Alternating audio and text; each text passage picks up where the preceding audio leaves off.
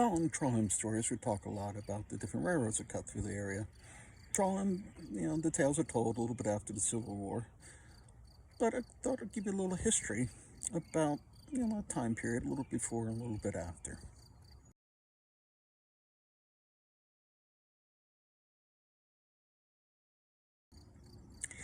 So, in 1871, you had two men start the Tuckerton Railroad, and it would stop here in Whiting and go out to Tuckerton. One guy, Theo Price, he was actually the guy who reported where this landed in Tuckerton. There was a scene from Nova Scotia running across Massachusetts through Connecticut, New York State, and then landed out in Tuckerton, New Jersey by a bridge. And Parsons was a doctor before he got into the railroad business, so he was an educated man, and he had connection to the scientific journals of the day, and he wrote an article about the comet and its eventual landing spot. Now, Whiting's, the train station, is going to be named after a man whose ancestors go back to one who's a priest who was in Salem, Mass. Before the witch hysteria, and other ancestors go back to the founding of Connecticut and Yale that he's connected to. Now, why Parsons wanted to do his rail was that Whiting's always been like a hub, a distribution hub. And he thought it would be a good way to get the clams out of Tuckerton and the oysters so they could reach the cities in Atlantic City, a little roundabout, New York City and Philadelphia. Maybe even take them down to Washington even. Later, it would still be continued as a distribution hub here. During Prohibition, we had a guy named Parisi, and he wanted to make this new city to rival New York. He was going to call it a Roosevelt City, named after Teddy. And in those woods, he started development around 1924. He had worked for Murder Inc. He was a serial killer. He worked with the mafia. Eventually takes over the garbage in New York, and then works with the Gambino family. Well, in 1927, near what we call Nature's Rest, nudist colony, there was a moonshine raid, and huge one, it looks like. I've only seen one article about it presented at the town library. I haven't got much more information, but people in the neighborhood, even myself as a kid, found remnants of this still back there. And there were stories about people finding gold and silver coins from the operation at one point. And then in the 80s, you can kind of guess what was smuggling around here at that point then. But back to railroads. Now, another railroad founded by William Torrey. William Torrey founded a town called Manchester, which is not in Manchester now anymore. It's the Munchkin, or donut hole, of what is called Manchester Township now. Manchester Township is a mixture of small developments. But Whiting is much older than the township and is huge, but it's an unincorporated town. So we're part of Manchester. Now, the guy who founded Manchester, which is not in Manchester no more, because now it's in Lakehurst, is a guy named William Torrey. He got funding from Brown Brothers. Yes, those Brown Brothers, whole Bush era, 9/11, and everything else you could think of. They got into railroads because of their father. We all played Monopoly. Their father was a guy who created the B&O Railroad, the Baltimore and Ohio Railroad. And the father's name was Alexander. He was friends with a man named George Peabody. Now, George Peabody, he was in the railroad business too, making trains coming north out of Boston to Salem, Massachusetts. He created the first underground train tunnel, which connected to the first underground train station, so you could smuggle shit all over the fucking country. His bank worked very closely with the Rothschilds in England, and he was close personal friends with Queen Victoria, who took the throne the same year he went to London. Today we know George Peabody's bank as J.P. Morgan. No, they didn't have a great start now, did they? George had planned in a panic or economic collapse in 1837, which J.P. Morgan has continued for every 20 years in American history since 1837. Go check the major panics out that lasted more than 3 years. So next one will be in 2028. And George Peabody did the first bank bailout when Brown Brothers, right before the panic, and some of the banks in London are going to have their feathers ruffled too.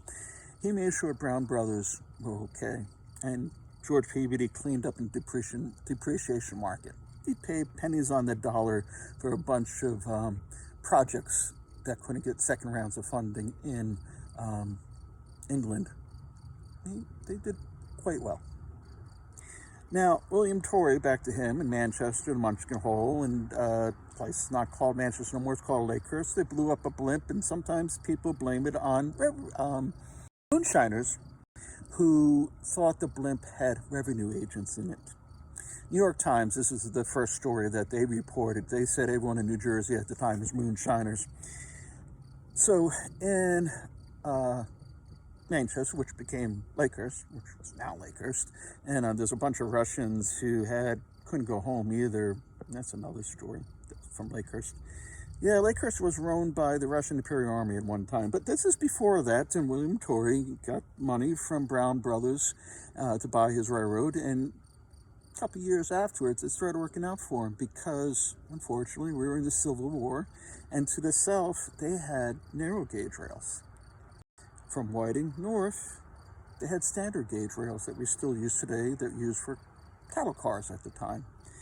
So we had 175,000 soldiers in 9 months have to stop off in Whiting in a previous station to the one that is more famous, was built in 1871 that we know of, and get off the rail and go on to William Torrey's Raritan and Delaware Bay Railroad.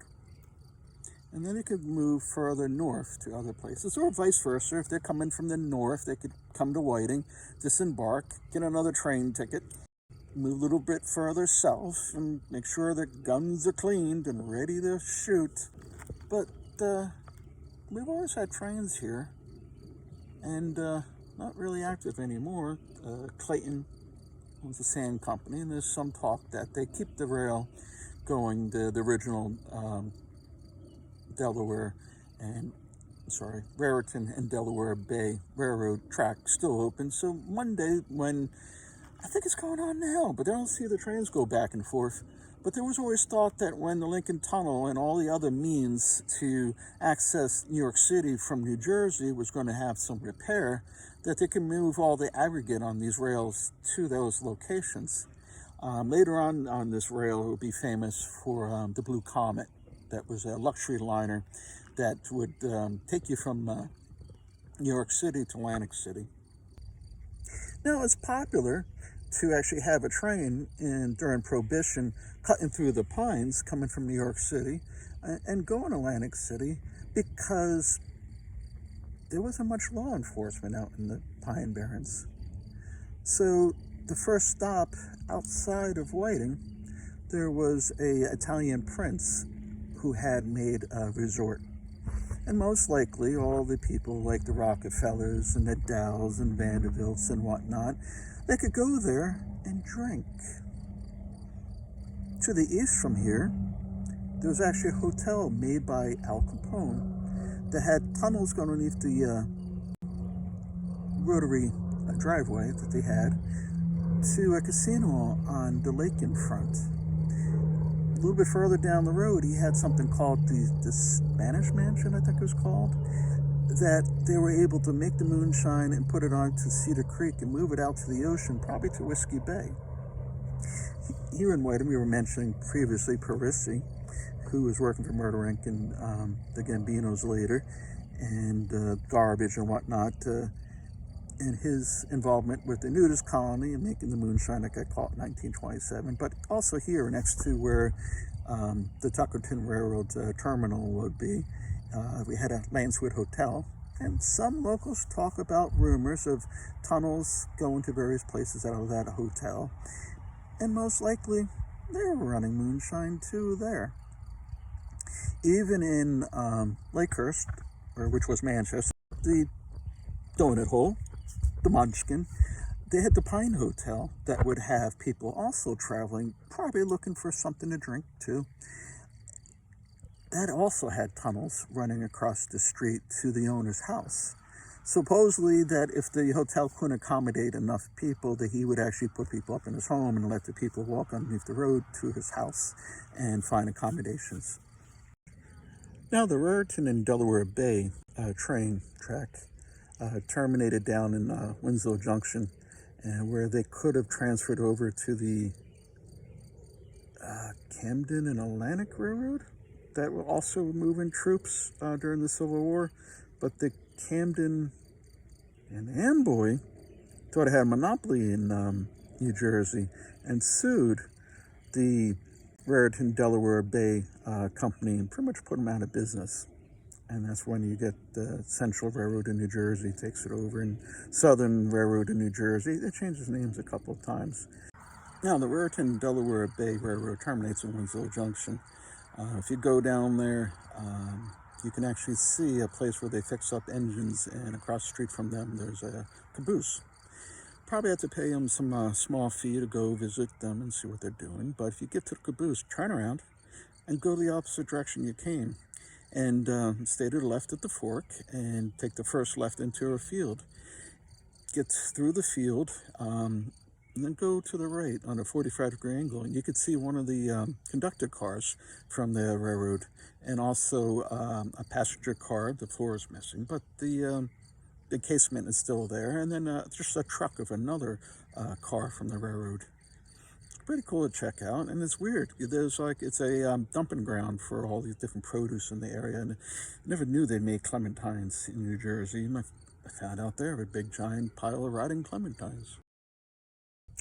There was also one story about a wife who had an alcoholic husband, and she was hoping if she could move him away from New York City and find somewhere safe in the Pine Barrens where he wouldn't be around his drinking buddies anymore.